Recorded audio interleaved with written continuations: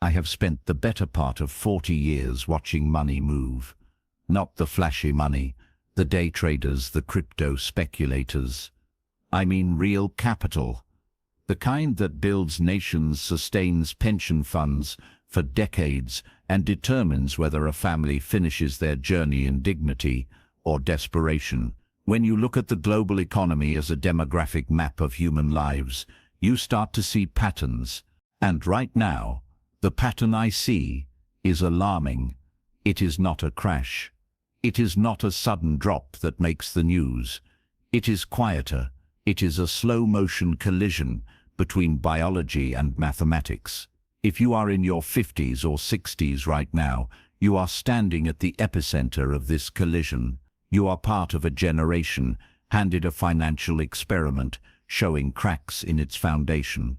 I want to speak to you directly today as an observer of history, because if you do not understand the water you are swimming in, you cannot hope to stay afloat. We need to have a serious conversation about longevity, about the changing nature of retirement, and about the brutal arithmetic of the next 20 years. Most people believe that if they just save a little more, they will be fine. I am here to tell you that the old rules of saving are dead. The economic environment we are entering is unlike anything we saw in the 80s or 90s. And if you are approaching retirement age, the margin for error has effectively vanished. To understand where you stand, you have to understand the ground beneath your feet. I have watched the architecture of retirement change completely within a single lifetime. If we go back 40 years, retirement was a three-legged stool. Personal savings, government social security, and crucially, a defined benefit pension. That pension was the anchor. It was the company's responsibility. A professional committee managed that money. They bore the risk. You simply had to show up, do your job, and retire. The check would come every month until you died. That world is gone. We shifted from defined benefit to defined contribution. We moved to the 401k. On the surface, this looked like freedom, but what it really was a transfer of risk. We took complex actuarial math and investment management, jobs requiring teams of experts, and handed it to the individual worker. We said, here is an account. Good luck. Hope you pick the right funds. I have analyzed the data from this 40-year experiment. The results are sobering. The average investor performs poorly not because they are unintelligent, but because they are human. They buy when they feel confident at the top and sell when they feel fear at the bottom. But if you are 55 or 60 today, you do not have time to lament the loss of pensions. You have to deal with the reality of the 401k world. And the reality is this: you are now your own chief investment officer, your own risk manager, your own actuary. Most people in their 50s are not losing sleep over beating the market.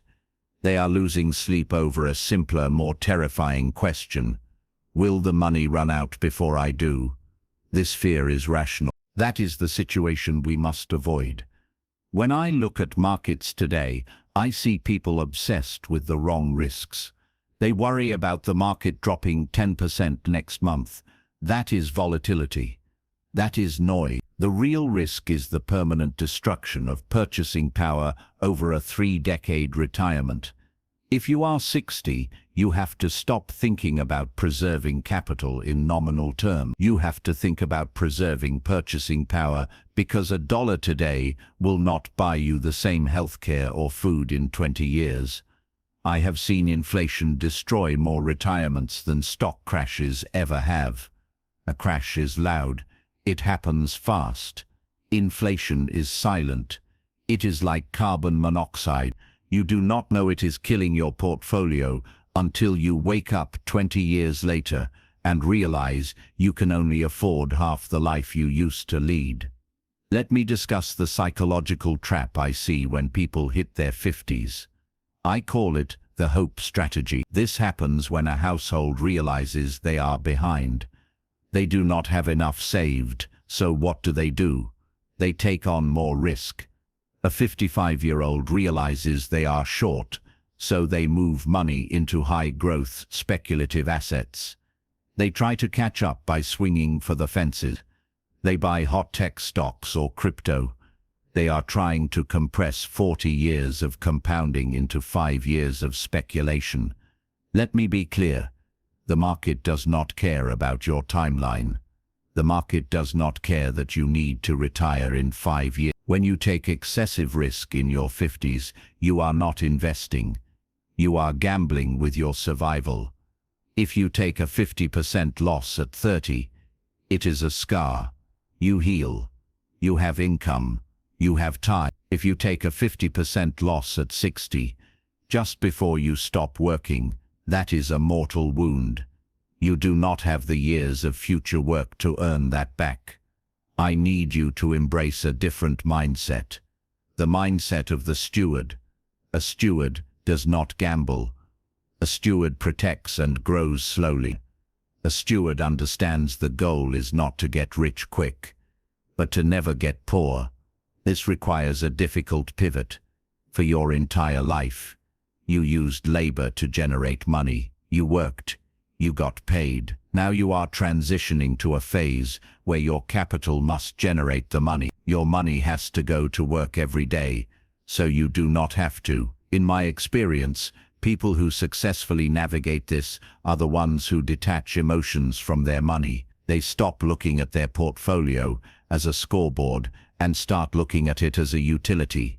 It has one job: to provide power. There is another factor at play, something macroeconomic I have been warning about. For the last 40 years, we have enjoyed an easy period. Interest rates came down steadily.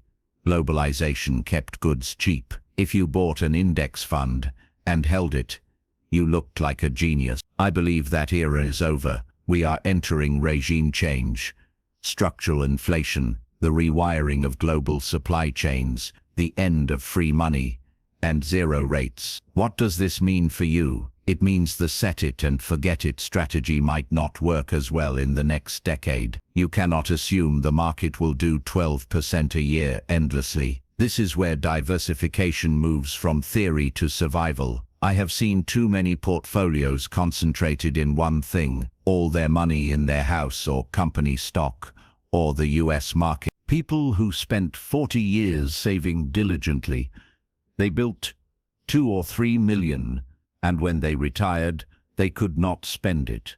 They had wired their brains to save so tightly that drawing down principal caused physical pain. They lived like paupers, terrified of market crashes. They died with millions having never enjoyed their labor. On the flip side, the lottery winner effect. People who view retirement accounts as windfalls. They buy boats, RVs, second homes in the first 3 years, then at 75, when health issues start, the money is gone. The middle path requires cognitive shift. You must view savings as a salary replacement mechanism. The goal is to create a paycheck that is sustainable, growing with inflation, and resilient to market shocks. This requires a mathematical plan. I often ask people, what is your number? They say, 1 million or 2 million. I say no, that is your asset number. What is your burn rate? If you do not know what it costs to run your life, you cannot know if you are safe. I have seen people with 5 million who are broke because they burn 400,000 a year. I have seen people with 600,000 who are wealthy because they burn 30,000. Wealth is not an absolute number.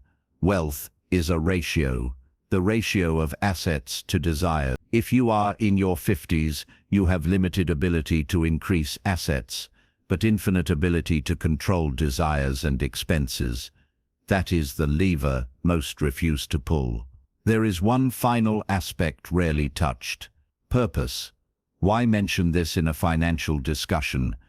Because boredom is expensive. When people retire without purpose, they look for meaning in consumption. They shop, renovate, travel aimlessly. They try to buy the feeling of relevance. This destroys capital faster than crashes. But retirees who are most financially secure retired to something, not from something. They have a project, mentorship, part-time consultancy. They do not spend money filling a void. We are seeing a trend where retirement is no longer a cliff. It is a slope. If you are 60, healthy, with 30 years of professional wisdom, why stop completely? In the knowledge economy, your mind is your asset. Do not look at 65 as the finish line. Look at it as transition to different work. Maybe 3 days a week, maybe consulting. The financial impact of earning 30 or 40,000 a year from 65 to 70 is profound. You do not touch principal for 5 more years. Your investments have 5 more years to compound. That simple shift can double portfolio sustainability. We have covered the landscape, the broken pension system, longevity risk, danger of inflation, psychology of spending, but understanding the problem is half the battle. The question is, what do you do? How do you structure a portfolio for this regime? At this stage of my career, I no longer think about wealth as a scoreboard. I think about it as a system of responsibility. Capital is not a tool for speculation. It is a tool for stability, progress, continuity. The greatest misunderstanding is that wealth is about accumulation. What matters is what wealth allows you to protect, endure, and sustain. Security, independence, dignity, optionality. These are long-term outcomes. I want you to audit your life.